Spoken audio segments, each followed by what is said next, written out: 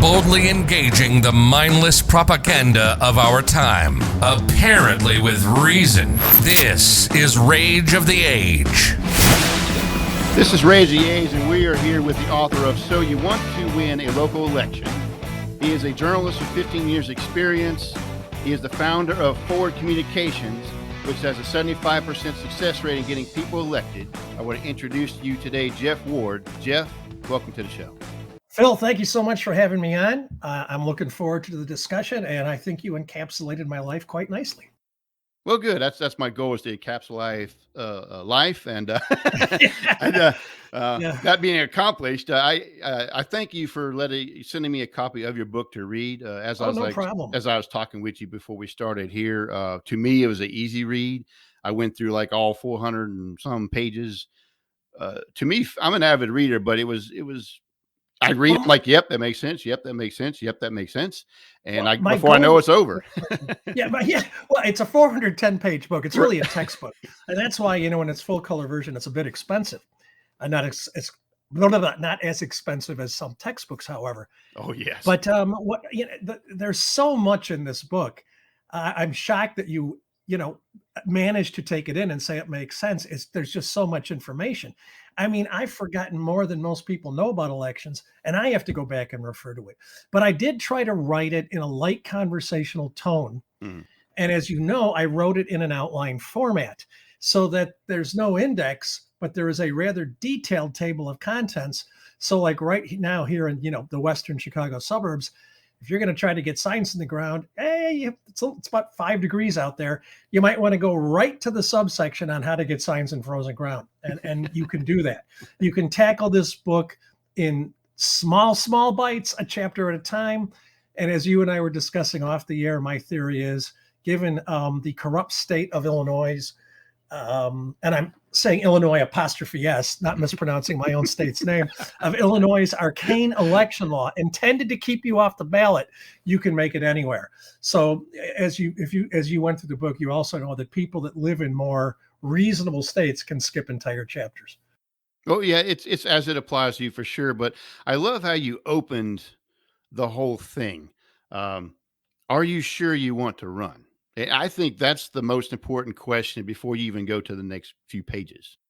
Oh, I utterly agree. I mean, the reasons people here give for wanting to run crack me up, and you're dead out of the gate if you don't have a good reason. It's my turn. The party said I should do it. My favorite one, although there's a humorous anecdote for this. My favorite one is, my wife wants me out of the house. And that's not a good reason to run. However, a Louisiana candidate whose name escapes me actually did a commercial that with his wife saying, "And for God's sake, please get him out of the house." And it worked. People loved it. But you have to have a good reason. Good reasons. And if you don't, you're dead, because all the messaging comes from your reason for running. So your good reasons. This community's given so much to me, I want to give back. Mm-hmm. I've learned so much from serving on the Anytown City Council. I think I'm ready to provide a fresh perspective on the county board. Mm-hmm. I think our city council has lost their way, and I want to add some badly needed fresh perspective. And anything down the line, your reason for running can't be about you. It has to be about the voters in order for you to have any shot whatsoever. I also like that you probe into the motivation behind, not necessarily the reason that you present, but are you willing to deal with the can of worms you're about to open when you take that step? Yeah, and if I was writing the book today, I'd be a lot more brutal in that section, because when I wrote it a few years ago, it wasn't that bad for local candidates. People were still generally respectful when you knocked on the door. But even that's starting to go by the wayside a bit. Although what's happening more often now is people just won't open the door for any candidate. And that's likely a combination of COVID, and they're tired of the process. But that's really sad, because it's great to be able to talk to a potential alderman, mayor, county board member. I mean, I've had state rep candidates knock on my door, state senate candidates. But yeah, you have to be prepared for the guy who hates your party even though these are, these local races are mostly nonpartisan, and you also have to be prepared to back away gracefully. You can't, arguing with a potential constituent will end up on social media and no good will come of it. So yeah, an Elgin state rep candidate used to walk with her daughters, and her daughters won't do it anymore. Mm-hmm. I mean, she said maybe 1 in 30, 1 in 50 people were rude, but that was enough for her daughters to want to do it. Yeah. So yeah, you have to, and I go a little further. If you haven't done any stupid stuff, they'll make it up. I mean, the lower the stakes, the crazier the supporters are. And what local candidates don't really understand is you can't control your volunteers and supporters, particularly on social media. And we've all read examples of some of them going too far and really hurting a candidacy. Yeah. So yes, you really need to be prepared to get into this. And my favorite part of those chapters is if your spouse doesn't want you to run, and that spouse happens to be a wife, don't do it. Because it can really tear a marriage apart. It's tough.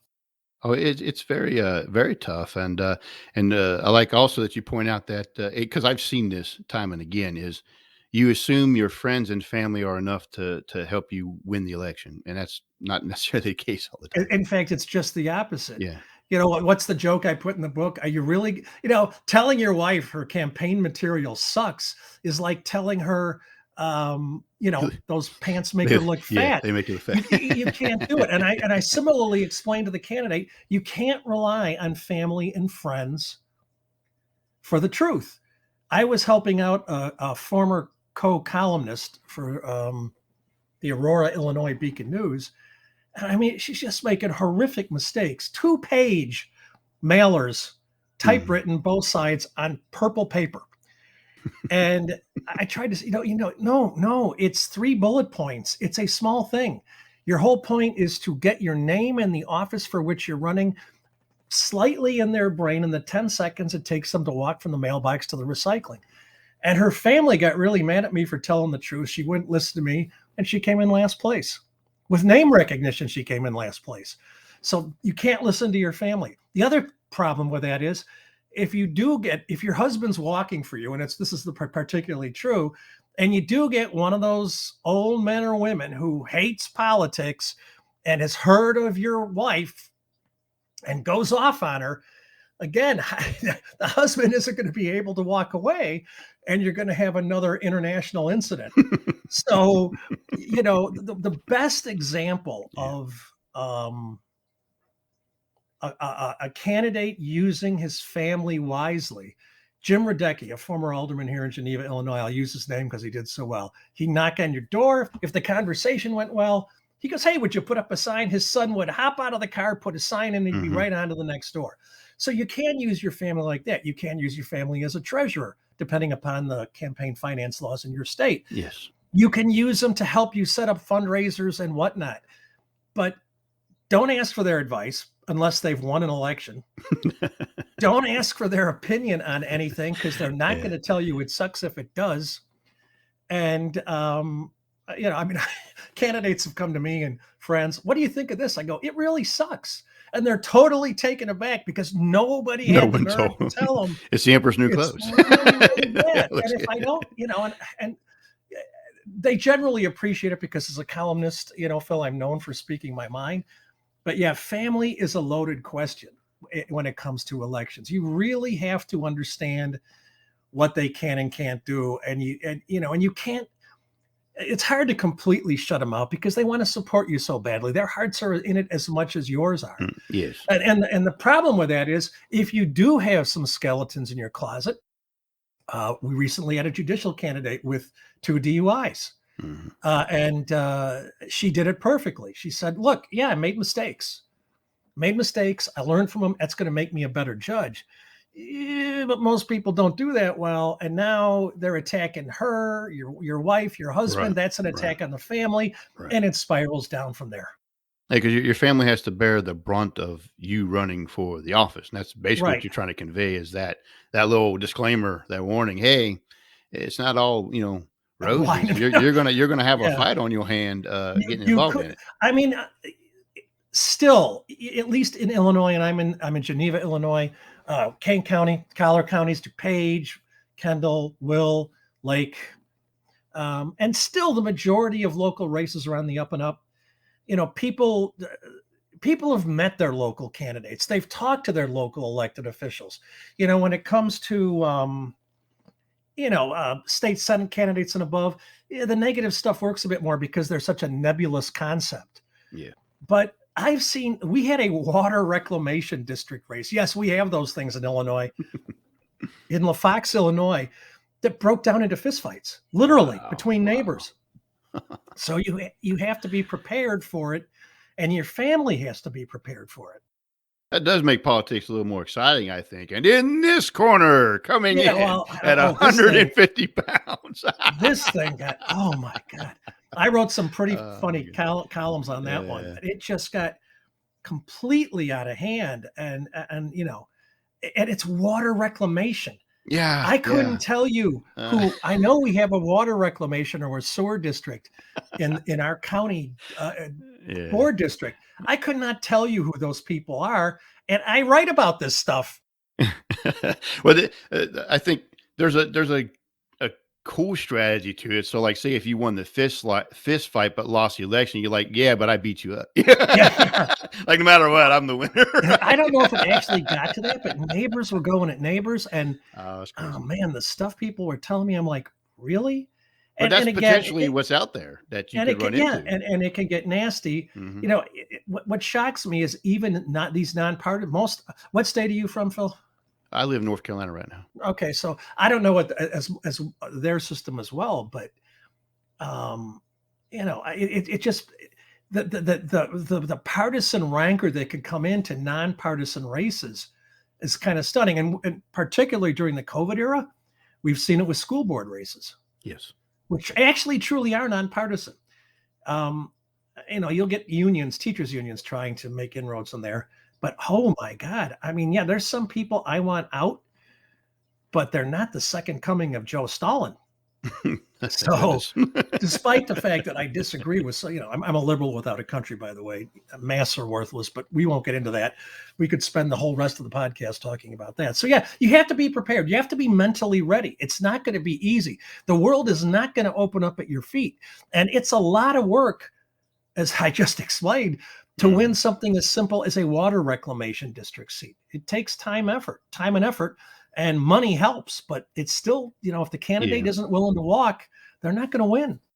All right. So let's say I've done the soul searching. I've looked in the mirror. I've consulted with the wife or the family. I've set the ground rules of their interactions, and I've decided I still want to do it.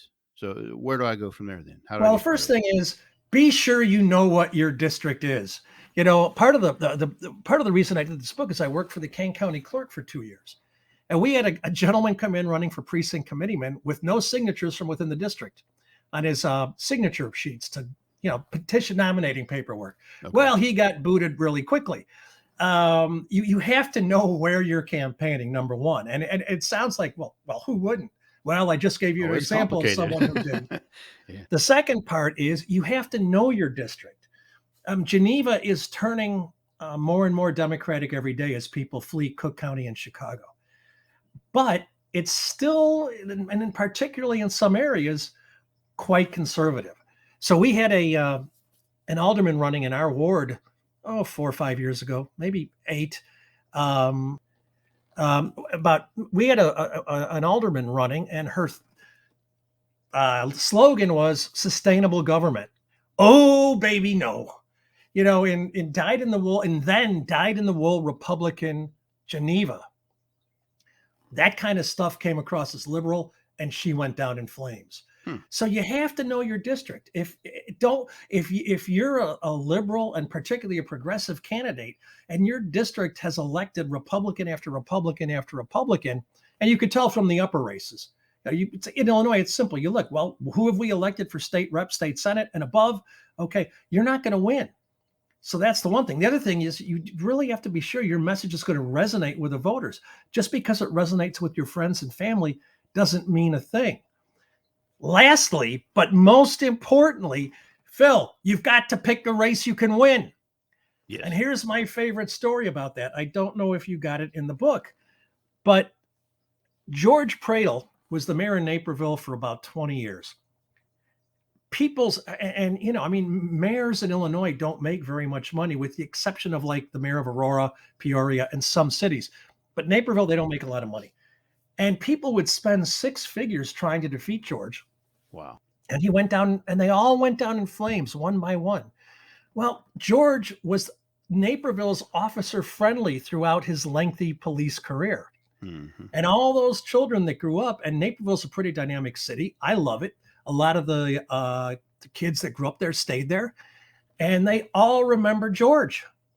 So no matter how much a candidate spent, no matter what a candidate did, no matter how much they worked, they could not offset George's huge advantage. And right. my favorite story is, I'm an avid runner, and one of the last 5Ks I've run, injuries, we won't get into it, was in Naperville. George Pradle was driving by, saw the organizers passing out awards, stopped in, grabbed the awards from him, and I got my third place trophy from George Pradle. How do you beat that guy? How do you beat the guy that everybody loves, that has had a 30, 40, 50-year head start on you, right, that doesn't make a serious mistake? And folks should have simply said, I'm not going to take this on. I can't win. And go ahead. And that's a good point you bring up in your book, is that there's just some races you're not going to win, no matter what you do, and you're dumb to enter it. Considering the amount of work it takes to do this, I mean, Republicans aren't going to win in the city of Chicago. Right. Until recently, Democrats or anyone seeming Democrats weren't going to win in the city of Geneva. It's just simply not going to happen. And you got to pick a race you can win. And the book describes how you go about doing that. I mean, anyone can go to their local election authority, Phil, I almost called you George, Phil, with and get voter data. Yeah. And you can see, and the way they tag people as Democrats and Republicans isn't always the most accurate or the best, but it's close enough that you can really see what you're up against. And if you really can't win, unless you want to make a point or bring an issue to the forefront, don't do it. It's too much time and effort and stress. So then you talk about connecting with voters and the materials that you need to get started and all that. Well, right. Why don't you go ahead and hit us with that then? Okay. First, if KISS, keep it simple, stupid, ever applied to anything, it applies to this. As I repeatedly say in the book, and it's one of my, you really shouldn't laugh at your own lines, but I do like this one, particularly because I have massive ADHD. But the average American voter's attention span is like that of an off-meds ADHD sixth grader coming down from a 3-day sugar and video gaming binge. Oh my. And if you think I'm wrong, you lose. I'm sorry, the American public's attention, the average voter's attention span is minimal. And this is why TV advertising works so well. Repetition, constantly seeing, whatever the commercial du jour is. So mailers should be abundantly simple. 2 or 3 colors, 3 bullet points: dedication, experience, integrity. Maybe a website at the bottom, a nice picture, professional headshot of you, and the office. In fact, really, for all intents and purposes, I've told candidates, if you put, Phil Sharp on a white piece of cardboard and pass it out, that's as effective as any mailer. Don't even put the office down. Wow. Because you want them to see your name over and over again. And when they go to the mail, Phil Sharp, I remember him. Same thing with signs. Simple. Nobody wants to read your life story. Remember, it's about the voters. It's not about you. So that's the first thing. The second thing is, on that rare electoral level playing field where it's equally Republican and Democrat, there's no incumbent. The candidate who makes the most impressions wins. And what makes the most impressions? Knocking on doors. Even though we're only getting about 20% of people opening them, they still talk to their neighbors. Phil stopped by. He's a good guy. I like him. And that gets you votes. So knocking on doors and making a good impression is critical. I just ran a state's attorney race here in Kane County. And we were outspent 5-1. Mm-hmm. But our opponent paid people to knock on doors, and my candidate knocked on about 20,000 doors. Wow. Okay. We won by 2-1, Mm-hmm. even up against that kind of money. So, and there was a very well executed campaign plan on all parts as well. But you have to be willing to knock on doors. Now, you live in the wonderful state of North Carolina, where I'm still hoping the winters aren't too bad. Right now, as I look outside, it's 11 degrees. And we're getting towards, if this was an odd year, it would be the height of consolidated elections, mayor, alderman, whatnot. And you got to go out knocking tonight in the dark, in 6-degree weather with people that don't want to open the door. So you got to do it. And the first knocking, the second is decent mailers. There's just still, there is no exception. Social media has taken on a new role, a new level of gravitas in the COVID era, but there's nothing like somebody touching your name. That's why I still have record albums. You can kind of see some behind me. There's nothing like touching the music, Phil. Same thing with this. The third is signs. Again, signs on people's property, not random busy locations, are the sign of a well-run campaign. And it can literally have just your name on it. But it should have the office, your name. And you know what? In the book I wrote, don't put your picture on it because it will be defaced. But more and more, the picture thing is working in the social media era. So when I write the second edition, I'm going to have to flip that a bit. So to recap, first, knocking. Second, mailers. Third, signs. And then there's all sorts of other things. A good social media campaign never hurts. Yes. AOC, Alexandra Ocasio-Cortez, was brilliant at it, but she's in a very urban, democratic, tech-savvy district. So just recently we had local elections, where I'm driving down the road and I'm seeing like 1,000 signs, millions of people I never heard of running, because there were some openings, no incumbents to go against, a prime time to jump in, like you were saying. People I never even heard of. Just all these names. How do you stand in that scenario? How do you stand out from all these candidates are running? How do you stand out supreme? You know what I'm saying? That's an excellent question. And, the herd mindset, the human's herd mindset never evidences itself quite like it does when you're a candidate. So the theory is among these candidates, not me, is that once one person puts a sign in a neutral location, meaning not someone's property, not a business, etc., it creates the kind of vacuum nature abhors, and everybody rushes in to fill it. And before you know it, you have what I like to call a sign graveyard. Yes. Although I think my good friend, former treasurer Dave Rickard, coined that term. He was an immense help for the book. So first thing is avoid sign graveyards and avoid neutral locations. The best way signs work is, again, humans harbor a herd mentality.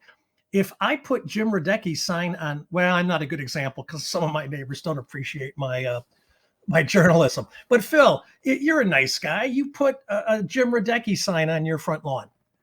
Your neighbor 3 doors down goes, geez, I like Phil. And I don't want to have to do my due diligence. Perhaps Phil has. He doesn't think that, but it's the same thing. Well, perhaps I'm just going to vote for this guy. That's how it works. The other thing is put them in places where the other folks aren't allowed to put their signs. If you have a business, some businesses will say, we don't do any. Some will say, we do everyone. Well, avoid both. Well, it's not too hard to avoid the first. But find those locations that will only allow your signs. The other thing that I'm really big on, and it's so difficult to convince candidates, and early voting, at least in Illinois, I don't know if early voting has done as well in North Carolina, but I tell my candidates not to put their signs out to the last 4 weeks because A, they get stolen, and B, you just described what they become white noise. It wasn't a successful campaign, but I ran a coroner's campaign here, and we put our signs out 3 weeks before the election. They were black and gold. They were unique, and they really worked. We came with him not walking for because of an injury. we came really close to winning. So yeah, the key is, Chicago Cub, Willie Keeler, come on, Jeff, said, hit them where they ain't in baseball. In politics, in campaigning, put your stuff where the other guys aren't, because as you so aptly described, the sign graveyards, everybody ignores them. You're listening to Rage of the Age. Rage of the Age. Politics, religion, economics, and history with a conservative bend. Oh yeah, they're everywhere. Like I said, it's because you're mentioning something important, which in a way is, with what other things you cover in a book, is sort of like a paradox. It's, you want to get people to know who you are, right? But if you give them too much to know you, that'll backfire. Exactly. It's like this tightrope thing you have to walk, especially when you talk with the media being involved.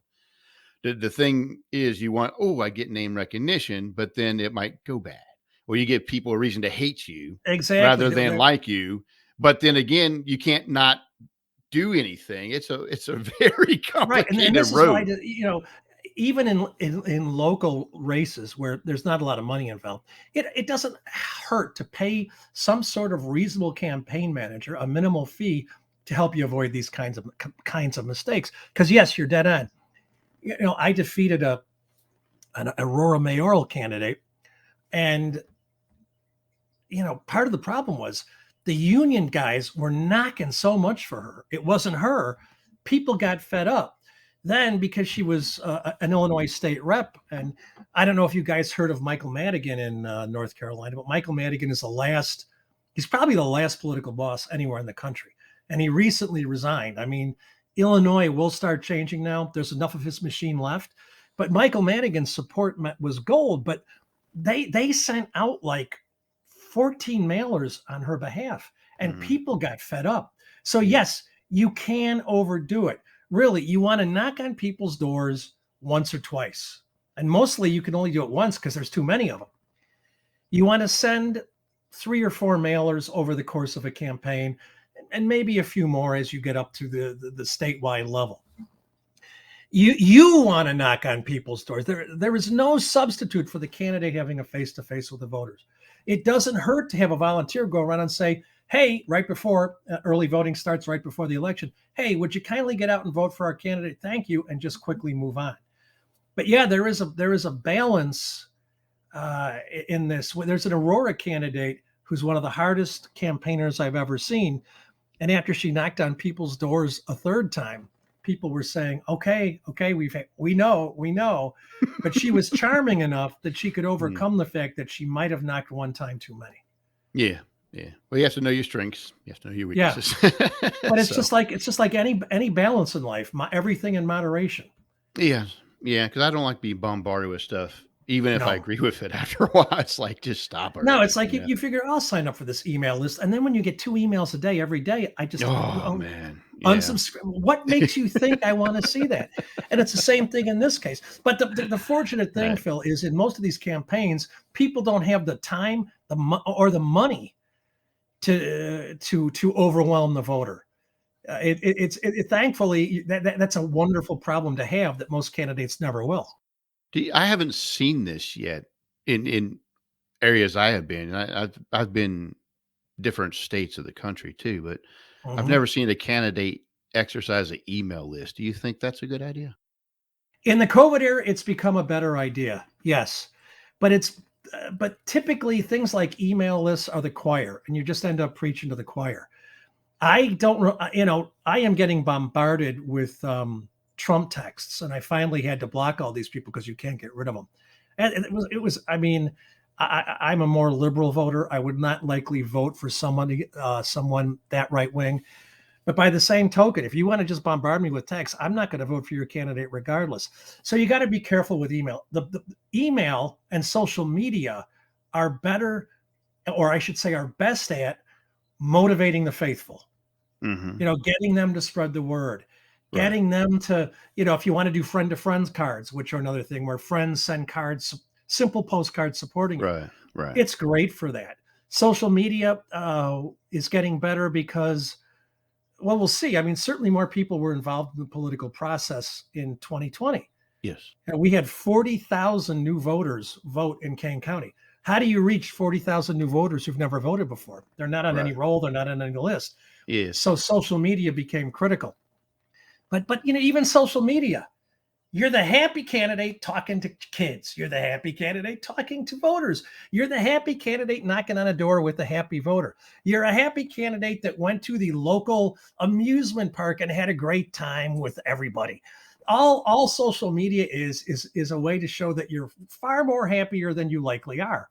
But that's what works. Again, you go back to George W. Bush and John Kerry. George W. Bush was way more likable. And even at the local level, Phil, what it comes down to so frequently is, I'd really like to have a beer with that guy. I'll vote for him. Yeah. Well, and I believe you're right in a lot of ways is how you project yourself does have an effect regardless of what you're doing or wanting to do. Yeah. I mean, if unless it's a hot button issue race and those are fraught with peril. Yes. Single issue candidates, I talk about them in the book. That kind of stuff isn't going to help you. Mm-hmm. And in fact, people will tire really quickly of it. So again, likability, don't overwhelm them. Would you knock on your neighbor's door every day to talk to them?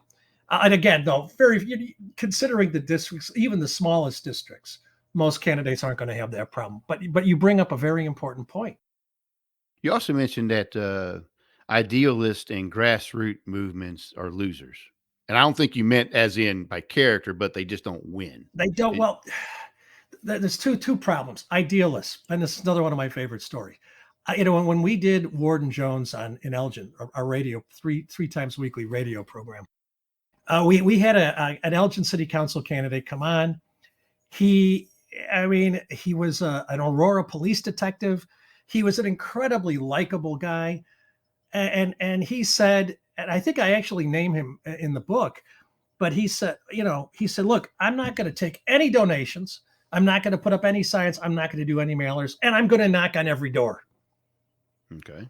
And I'm like, what, Kyle, I love your idealism, but we have a word for you people, losers. Mm. I mean, it's like knocking on every door is like, Victoria's Secret sending a bra catalog to men. They'll look at it, but they're not going to buy anything. And if you knock on doors of people who have never voted, what makes you think they're going to vote? So in the end, Kyle did what he said, and he came in dead last in a field of 11 with just 7% of the vote. So idealists don't work. Grassroots can work if you stay within a framework and don't get too carried away with your importance and whatever grassroots issue is the core to your campaign. Beto O'Rourke is a great example of a grassroots candidate. Barack Obama, believe it or not, because he came from Illinois. But they also, first Beto didn't win, Barack did. Mm-hmm. But they, again, they had staffs and experts that made it work. At the local level, you still have to understand that your gleaming visage isn't enough to make it happen. Here's another perfect example. We back in it was a midterm election. I believe it was 2014. We had a local social service agency that does a wonderful job. Americans for Individual Development. They help the most severely mentally ill, and they wanted to do a mental health tax, a minor tax, to take care of the least of our brothers and sisters. They called me for advice. I go, whoa. 2014, you're talking a Democratic president in the White House. There's going to be a severe Republican backlash. Don't do it. Wait until Barack runs for re-election in 2016. I get my years, but you know what I'm saying. Wait for, he ran in 2008 and 2012. I get confused, but anyway, wait till it's another presidential race. The Democrats are going to come out. You're going to have a much better shot at making this happen. Well, they didn't listen to me. They had to get 30,000 signatures to do this. 30,000, and they did it. I was working for the Kane County clerk at the time, and they submitted the nominating paperwork on a stack, bolts, 2 bolts. It was 3 feet high. We'd never seen anything like it. Yeah. But sure enough, Republicans went after them and they went down in flames. Now, I've forgotten the original question, Phil, but that's a perfect example of what we were talking about. Perhaps you could refresh my memory. Well, I was just bringing your comment up about idealist and right. The grassroots movements. Thank you. This was I said ADHD, didn't I? This was a grassroots movement that I've never seen the likes of, but it wasn't enough to succeed because they chose the wrong time to present the referendum question. In other words, winning involves strategy just as much as it does your principles. More so.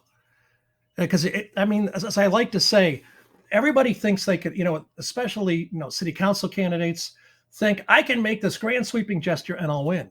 No, a campaign is a series of dozens of things you do correctly, 10 primarily. However, one bad choice or one silly statement, and you're done. It takes many things to win an election, but one thing can lose it. And in the case of Americans for Individual Development, their timing. They couldn't win in a midterm election with a Democrat in office. Not going to happen. Naperville, right. George Pradle, not going to beat him. So, and then the strategy is, how do I get to my voters and whatnot? Nothing replaces the work. You can have the perfect strategy and not execute it, and you're not going to win. But if you have a bad strategy and you work harder than anyone I've ever seen before, unless your opponent is even worse than you, you will lose. And that does happen. Yes, I imagine it does quite a bit. So,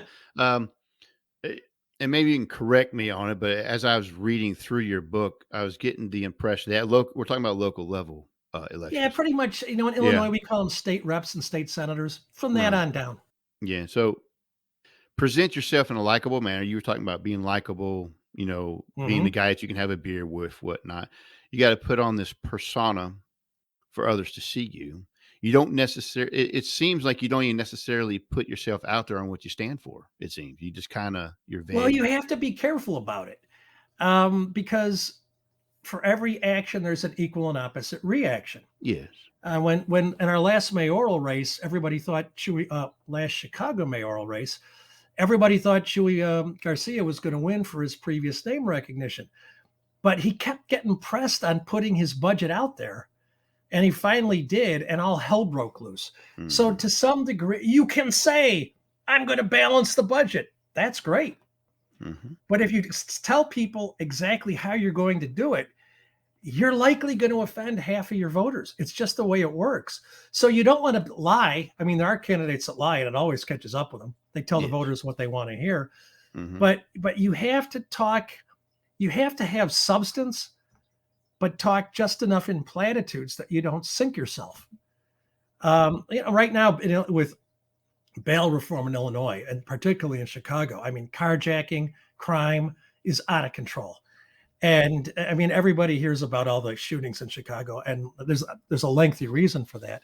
So it's really easy to say, I'm going to be tough on crime. But if you tell them exactly how you're going to do it, you're probably going to lose votes. It's just the nature of the beast. I forget I use this quote all the time, and I forget who said it, but first you get elected, then you start the revolution.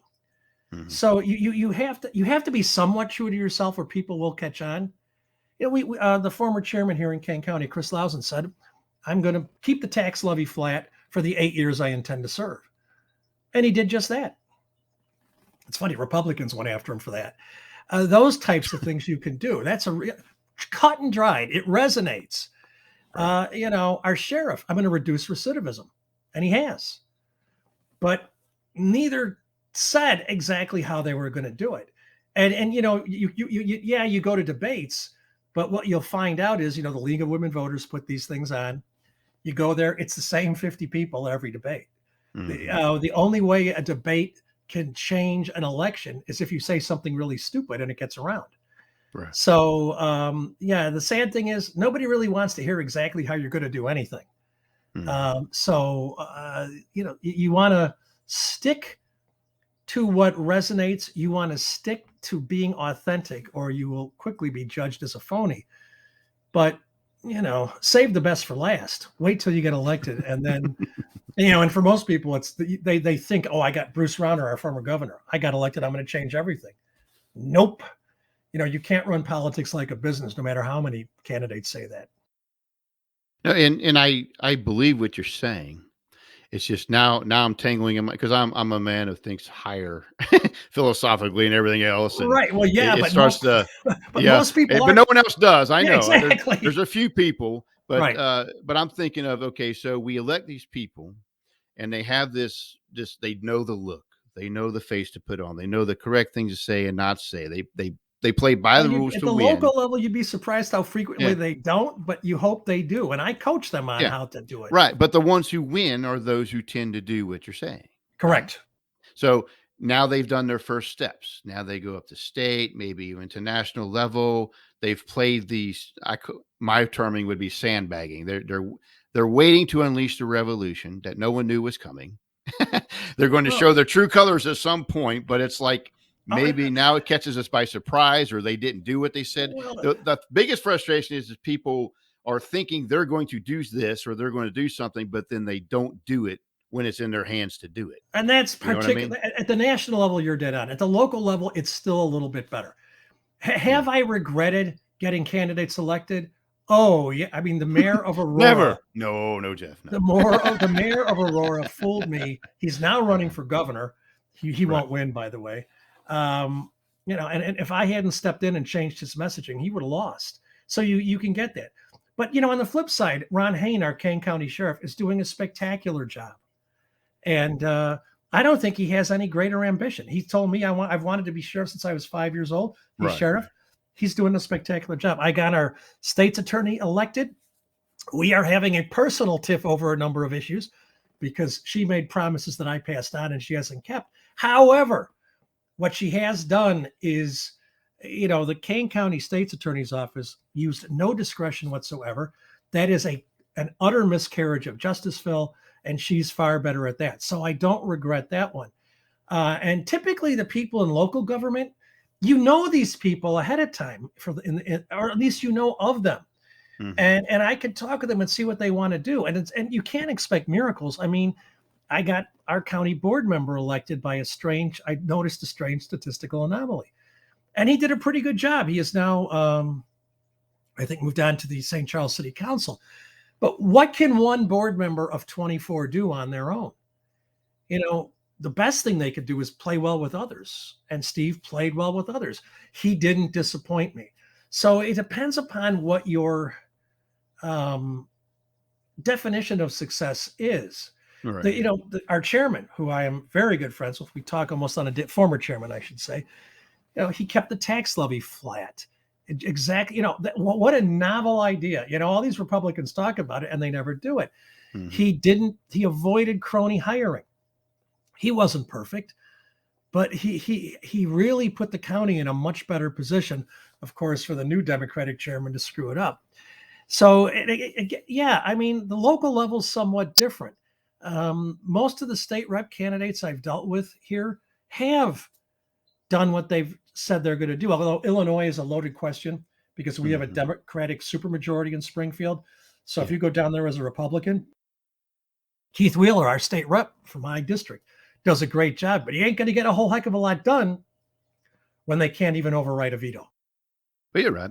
I was just pointing out that to me, it's a paradox because you present yourself in a certain way at the local level. If you move up, then that changes. Oh, it does. But very few people successfully move up from the local level. When Pete Buttigieg ran for president, you just don't go from mayor of South Bend to president. I'm sorry. It doesn't work that way. So, I think Barack Obama started with state senate. Right. You have to have the money, you have to have the organization, et cetera, et cetera. But, a number of Elgin city councilmen, I should say, made it to a state rep or state senate. But that's it. They haven't gone any farther, and it doesn't look like they ever will. So it's really rare. I mean, school board candidates never go on to anything. I can't remember the last time. But an alderman or a mayor a mayor could go on to county board or county chairman. But even that's rare, Phil, because at those levels, the parties have something in mind, and though they don't have a lot of power or money as much anymore on the local level,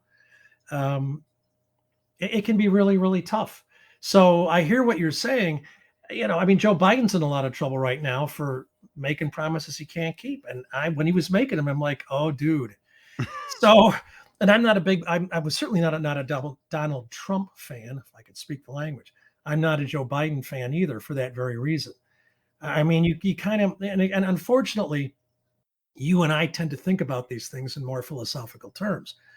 But the average voter, and it's more and more, it's us against them, and as Bill Maher regularly points out on Real Time, yes. They take surveys and say, what is the biggest threat to this country? And it's not Russia or China, it's the Republicans or the Democrats. Right. And it does make it a bit more difficult. I'm hoping there's a saying, all politics is local. That's not true anymore. In this era, there's national politics and local politics. I definitely believe there's a distinction yeah. between the two. It seems the national levels politics has gotten more padded with the stakes are higher. I think. Well, they are, and you have to be in a long time. You have to be a true believer these days. You have to you're either all in for the Democrats and progressives, and I, as a liberal, I can't stand progressives, and or you're all in for Trump, and that's really, really difficult. It's not like that at all. The truth of the matter is, though, is most people are not 100% one way or the other. No. Like I voted for Trump, but he wasn't my first choice. Yeah. And I weigh the options that I have. I wasn't like, I want to walk around with him and be his personal stormtrooper or something. Yeah. You know what I mean? It was.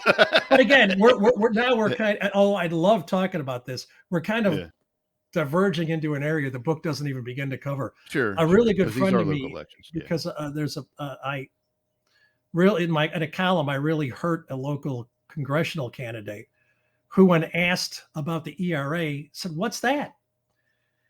And she looks like what you might think for somebody that says, "What's that?" And my good friend asked me if I had any intention of helping a congressional candidate. And I said, "John, why do you hate me so much?" I don't, if someone wanted me to, in that level, wanted me to help them with messaging, communications, whatnot, no problem. It's all the same, mostly the same. But yeah, it's just gotten so absurd. I mean, thankfully you can still run for city council and likely get away without a lot of rancor. So to find your book, where's the best place I can get a hold of it? The best place is Amazon, as you might imagine, because they make it so easy. And there's three levels of So You Want to Win a Local Election. There's the 410 page 8x10 full color text version. Why full printed version? Why full color? Because I use signs, photographs, good and bad, all sorts of examples. You generally need to see the color. That's $99. But again, if you look at college textbooks, that's a bargain, because this is a campaign manager in a box. It's a 24/7 campaign manager. I have found that college tech books on ethics tend to cost the most. Then there's the monochrome version for those who still don't quite want to get their Kindle out. And anybody that buys the monochrome version, I will send them the important chapters in a PDF form in color. That's $49. And then for most folks' purposes these days, the $29.95 e-version is all you're really going to need. And it's nice that you can search that as well. So all three versions are on Amazon. Amazon makes it very difficult to link them. So you kind of you might have to be a bit persistent. But, I just said Amazon. Amazon, stop. The device just went off. I said that bad word, Phil. The great Satan is a friend. No, we love it. No, I can't say that word. So that's why you can get the book. And So You Want to Win a Local Election something, and forward communication, no S's there, me, or if you want to read my writing, thefirstward.net, all spelled out, THEFIRSTWARD. I generally tackle Kane County and Collier County topics. And I am just about finished editing my second book, a humor endeavor Diary of a Curmudgeon, which chronicles 2 years of my insane life. It's like a reality show in a book. So I'm a busy guy, Phil, but not too busy to show up with you. And I'll talk with you anytime. This was a blast. It has been a blast, Jeff. I really appreciate having you on today.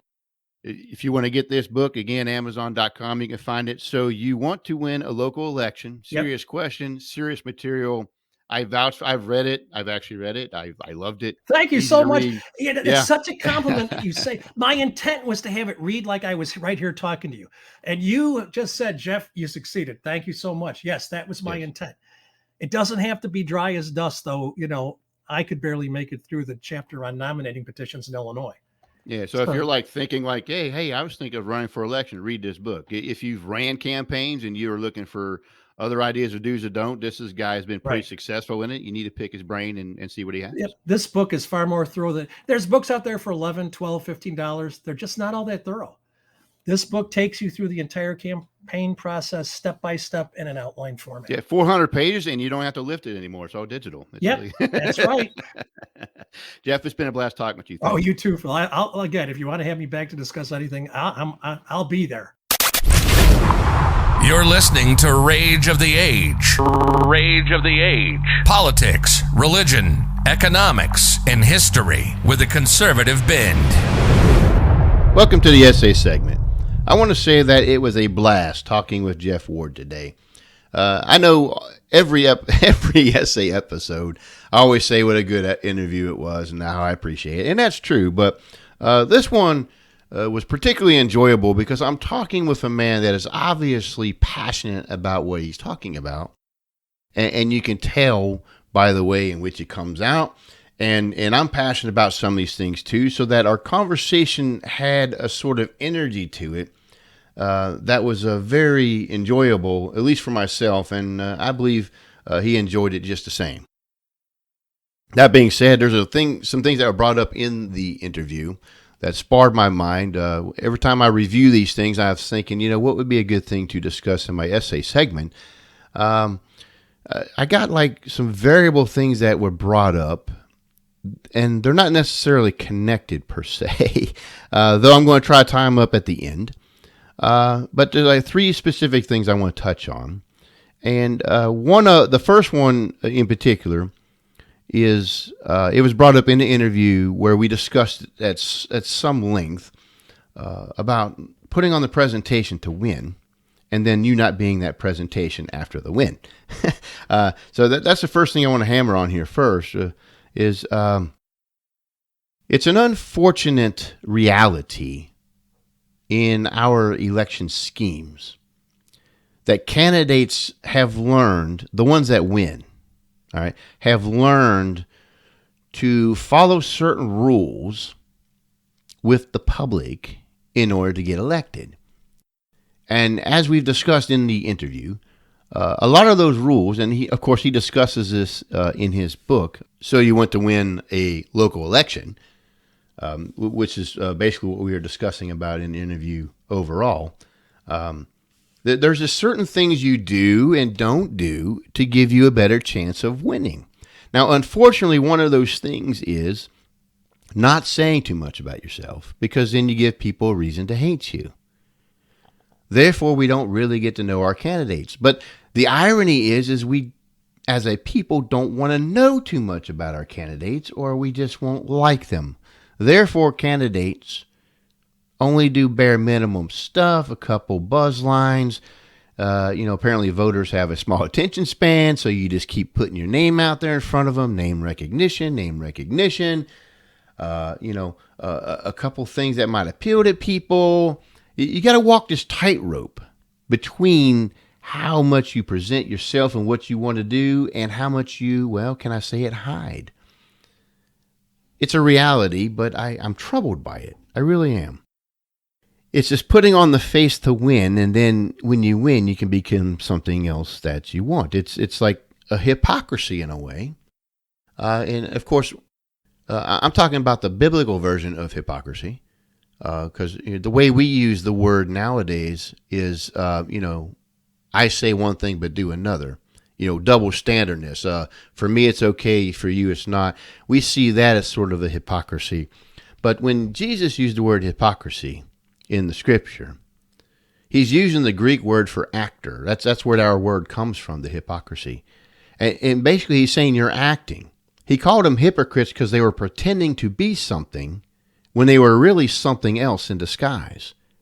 The Greek actors, if you remember from old, would put on them faces, this big clay jar things over their heads with the face of whatever character they're playing, right? So they would become a different person with put this face on.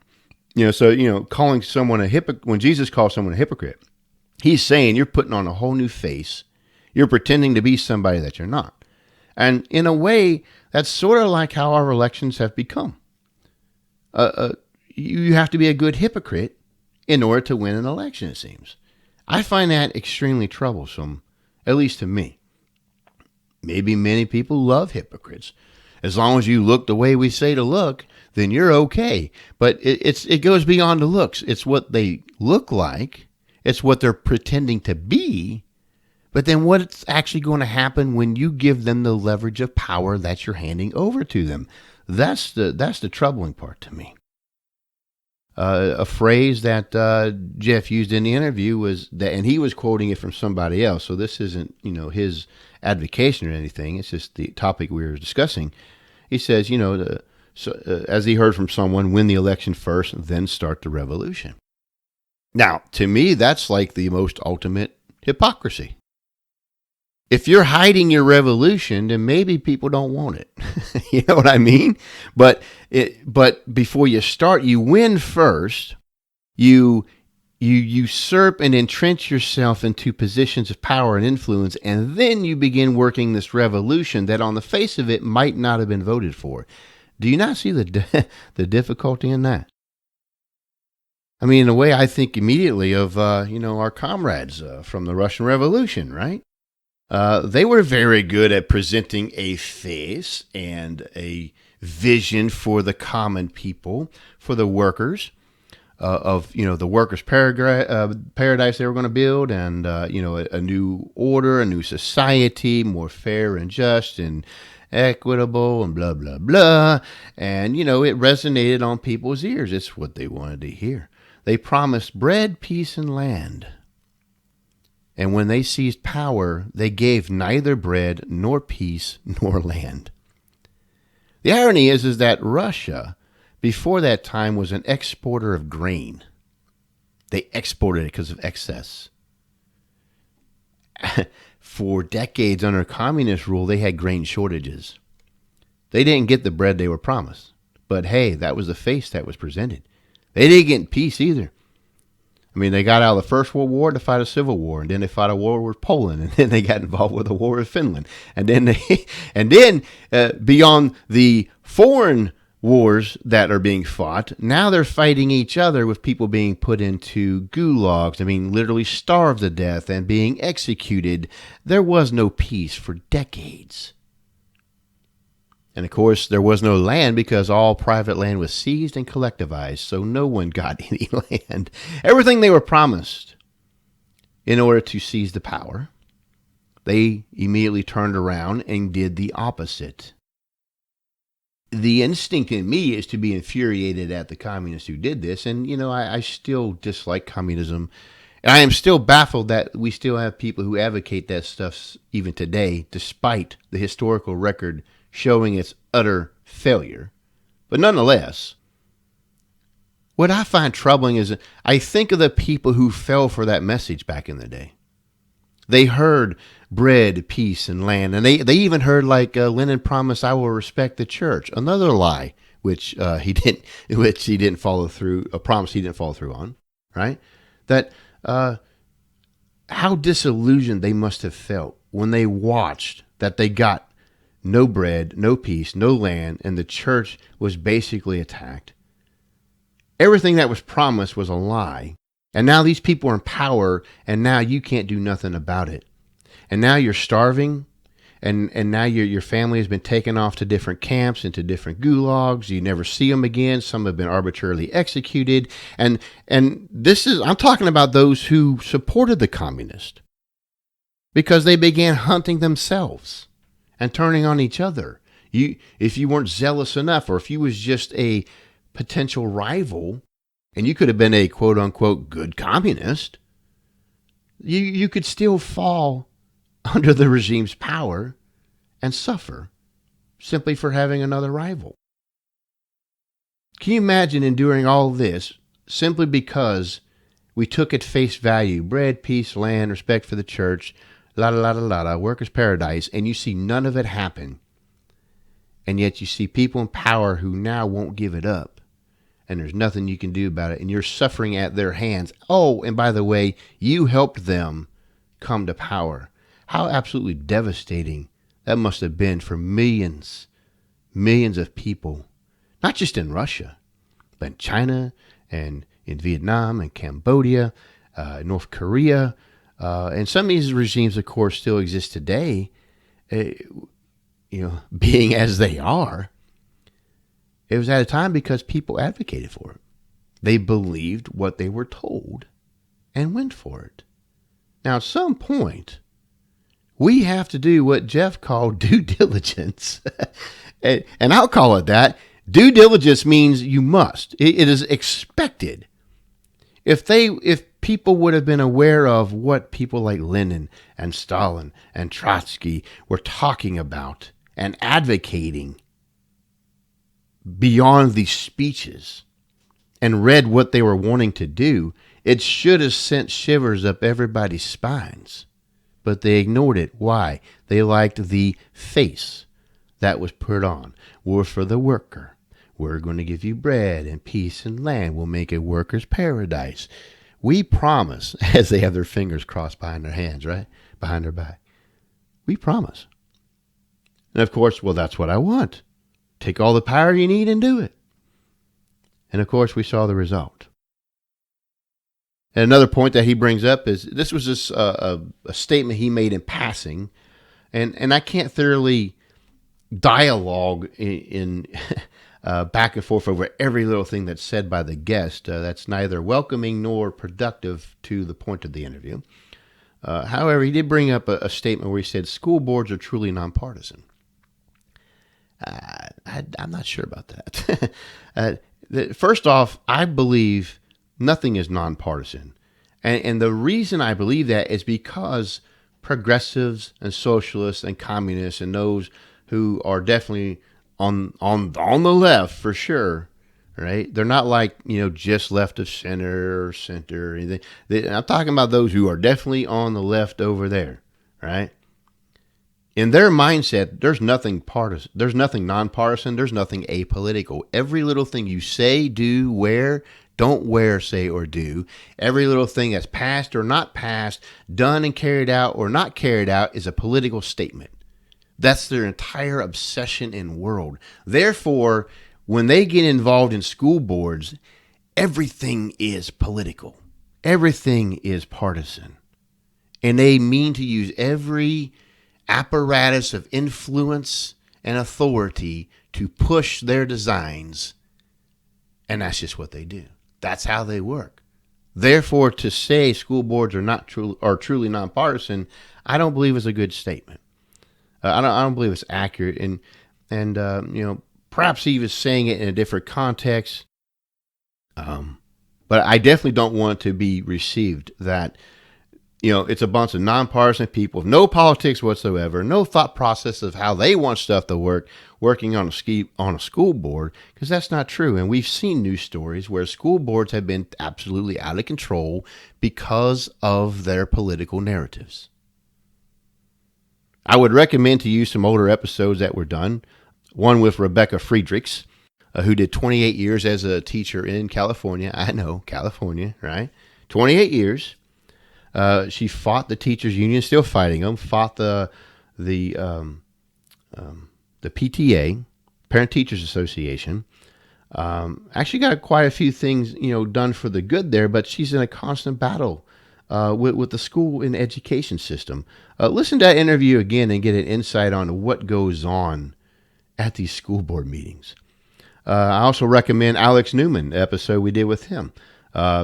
He's got quite a bit of hats he's wearing. He's a prominent writer and journalist for our day. But in that context, for the episode that we interviewed Alex, he was representing a public school exit. And again, we talked about a lot of things of what's going on in schools. And listen, it's not apolitical. It's not nonpartisan. It has everything to do with ideology, and it is coming full blown. And I don't want to get too far on all these subjects, but just, again, I refer you back to those episodes. Do your own research. You will find out that there are things going on in schools with school boards that are very frightening, and they are not nonpartisan. And the last thing I want to discuss for this essay segment is his comment, which I don't think is his opinion, although he's right next to it and he sees it happening. But this has been in numerous sources and stats and brought up numerous times by numerous people in the nation, that the crime rate in Chicago is horrendous. The murder rate has shot up horrendously. It has become a very horrible place to live, and which I think is common knowledge. I mean, even though I still run into people who deny that and refuse to admit it because, again, their narrative has to implode on itself if it's true. But most people who are honest realize, hey, Chicago's in a mess right now, right? And he was talking about liberals fleeing Chicago and coming to the surrounding areas to get away from the city. And then, it's causing some kind of disturbances with more conservative people living in these areas, in the political arena. And I can see that happen. When you have an influx of people who are different from you suddenly show up and maybe even begin to challenge you in numbers, that causes a lot of tension. That I get. But the thing I want to discuss is the liberals are fleeing Chicago. Right? Well, who runs Chicago? The liberals. You run it. It's your city. You have a supermajority in everything there. Look, you can do whatever you want and get away with it, even if it's illegal, because you have such a supermajority. And yet you're fleeing your own creation. That's what I don't understand. You literally have the power to make that city in your own image. You can't blame this on anybody else. You can't say, oh, it's those mean fascists. It must be all those racist people out there. It must be the powerful landlords, whatever it is. Whatever the lame, progressive, far-left excuse typically is, you really literally have no one to blame except yourselves. You run the place. It has become a hellhole. And so rather than thinking about, hey, maybe we've messed up some things or maybe we should reconsider how we are doing something because it isn't working. No, what do? You leave it in a heap of flames and you go next door to what? Start a fire there? It reminds me of an article that I wrote from my blog that's on our webpage, rageoftheage.com, where we have our podcast there, but we also have some articles that I have written and some other video commentaries that are put there from time to time. I wrote an article called The Return of Spaceballs with a question mark, talking about this phenomenon that I noticed, a few years ago, is you have liberals leaving areas that they control, that they literally made it that way. They voted and decided, I want you people to make this place just like this. And therefore you succeeded in making it like that. But then it becomes, a hellhole. It becomes a place that you flee. Now, note, that's the word that Jeff used, and it's the word that I used in this article. You are literally fleeing a place that you agreed with to be like that. You voted for those things. You approved of the leaders and the mindsets and the procedures and the laws that made that place just like this. But now it became a place where you don't want to live, so you leave. Okay, I get it. You leave. But what's not left there is the same attitudes that made that place that way. And then that is brought with you to another location that doesn't think the way you do. Why did you go to that location? Do you ever notice that people don't flee blue states to go to blue states? They go to red states. The economies are usually better. The police protection is usually better. Basic common decency is usually better. You have a lot of things going for you. And guess what? It's from conservative-minded people. And some center, some left of center. But they didn't buy into these crazy policies. So I named the article Return of Spaceballs because if you've seen the movie, and if not, you're not missing anything, but it's like one of those classics you kind of, you watched earlier in life, and it's like it always sticks with you because it's a humorous little twist on some things. But Mel Brooks, if you're familiar with him, he's made some satirical comedies and movies back in his day. And one of the movies was called Spaceballs. And you had these guys, this group of people called Spaceballs. They're from the planet Spaceball, right? But the thing is they've ruined the air on planet Spaceball. They've sucked it all dry. They've ruined everything because this is like a collection of people that just do everything very self-interested, selfish, ruin it, use and consume and ruin everything around you. And now they're, of course, they have the consequences of that. So what they do is they go to another planet with the plan of sucking the air from that planet and using its air, right? So rather than adjusting what they do to their own place, they go somewhere else and basically make a new planet Spaceball. And this, of course, can be practiced in perpetuality. I ruin a place, go to another place, ruin that, go to another place, ruin that. You see the scheme, right? Well, I was comparing that to what I see happening now with a lot of people. You're fleeing an area that's known for its progressive ideas. It's known for its socialist tendencies. You have leaders who disregard the Constitution and can care less. You have people who want to indoctrinate your children, and you were okay with all this. But you reaped what you sowed. You got back what you planted, and now you don't like what the harvest looks like. So what do? You leave, right? You sowed the wind, you reap the whirlwind. And it's coming back at you full force. Like, I really don't like living in a place like this, so you leave. Now, look, you leave, I get it. But what baffles me is you come to a new place, and you want to make it just like where you left, yet you fled from that place. You're fleeing the high crime in Chicago. Oh, and by the way, this isn't limited to just Chicago. I mean, this thing I'm talking about, it's happened in, you have Como, New York. Lightfoot in Chicago. You have Newsom in California. Look, these are people who are in power, supported by a number of supporters that no matter what bad they do, they're just refusing to acknowledge that they need to go and replace them. I mean, Como is obvious. I mean, they were like not wanting to impeach him, but they didn't want him, but they weren't going to admit it. You see how that worked? But yet that's the guy you wanted. And rather just owning up to it and say, yeah, hey, he's not what we thought, we need to change this, they act like he's doing nothing wrong. But he is. We're upset and embarrassed about it, but we're not going to say it because we're embarrassed. And this continues on. You have these leaders who obviously mismanage everything because they're following faulty paradigms and philosophies, and you get what you asked for. But you leave those areas, and you go to somewhere else not like there, and you immediately decide, I want to make here just like there. So let me try to simplify this as best I may, to this phenomenon I'm talking about here.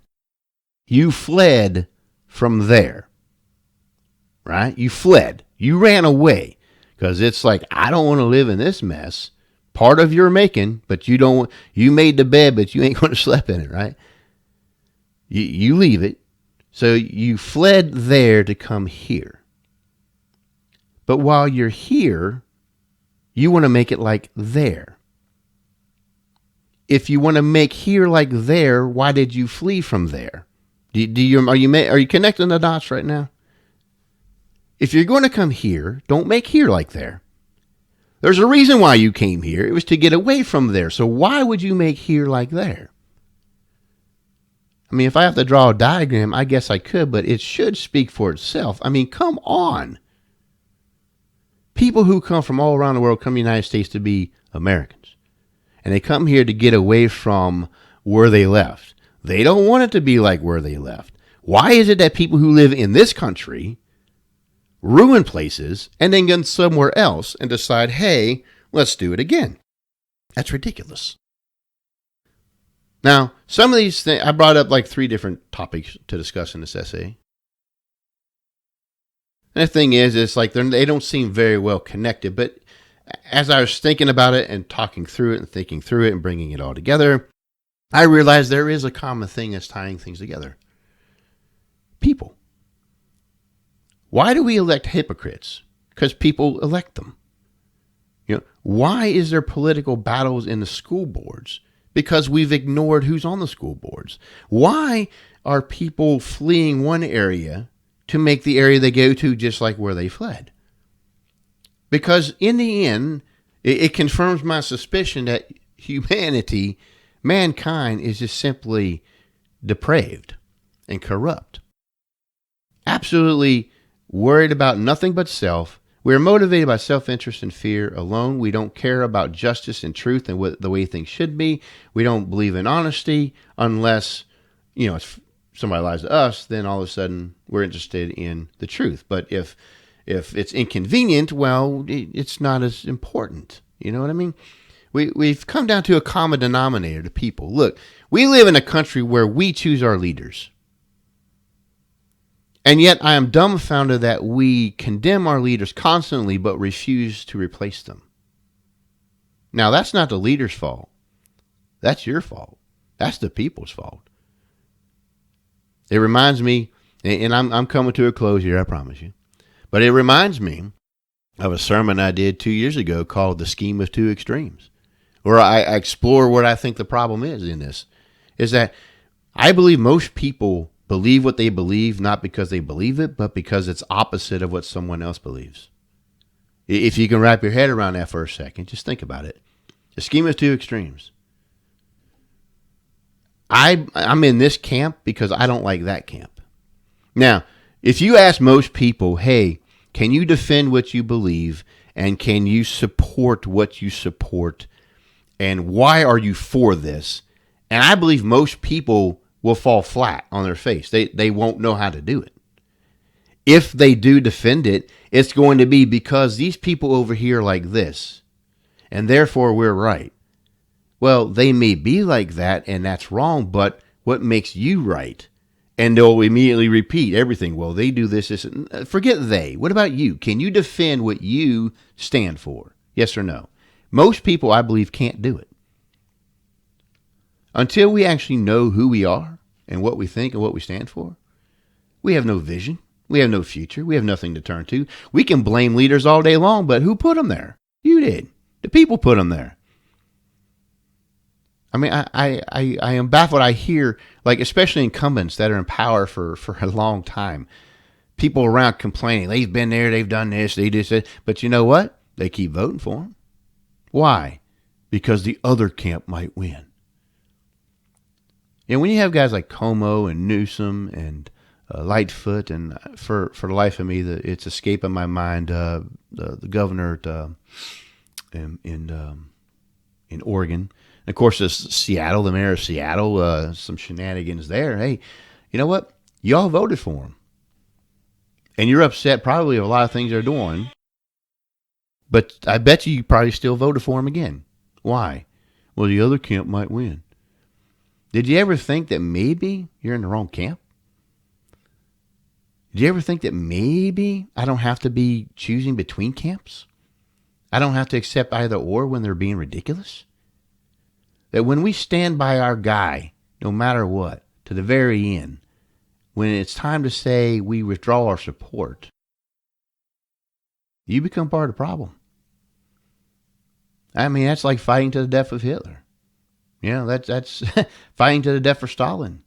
Like, no matter what, they're right. No, they're not. And you know what? You might have been taken in, just like the Russian people. You might have fell for all the rhetoric and the promises and the utopia they wanted to picture for you, and you fell for that. But you know what? At some point, we have to mature and say, yeah, I was foolish. I fell for that. But you know what? I'm not going to fall for it again. Can we just start there? Can we just hold our leaders accountable? Well, we can't do it if we don't pay attention. We can't do it if all we know about a candidate is, hey, I recognize his name on a sign and they're with these people and I'll vote for them. And I mean, this is ridiculous. It's a refusal to admit where we're at fault and then taking action to fix it accordingly. Some people, I believe, just will refuse to change political parties, even if they realize their party isn't theirs anymore, simply because they're afraid of it might be on, I might have to go to the other side, which you don't have to. But I believe that's your fear. It's a fear I don't recognize because I grew up in a home where we thought we were Democrats for the longest time. But over the years, I began to realize that I am not in league with the Democrat Party, not even close. I vote mainly for Republicans and for conservatives, but there are times where the Republican Party irritates me. But here's the difference. I don't know if you've noticed, but in the Republican Party, we can go after each other and call people to account. But in the Democrat Party, it seems a little more lockstep. You don't dare go against your leaders, do you? Maybe there's a problem with that. But overall, and this is for both conservative and liberal voters, look, stop voting like zombies. Do a little bit of due diligence. Find out some things about your candidates. If you find out your candidate is a hypocrite and a fraud, drop them like a sack of potatoes. Do something to get rid of them and replace them with someone that you would prefer leading you. You've been listening to Rage of the Age. If you loved today's podcast, make sure to leave a review on the media you're listening through. Secure future episodes by heading over to rageoftheage.com and clicking the RSS feed button. Until next time, this has been Rage of the Age.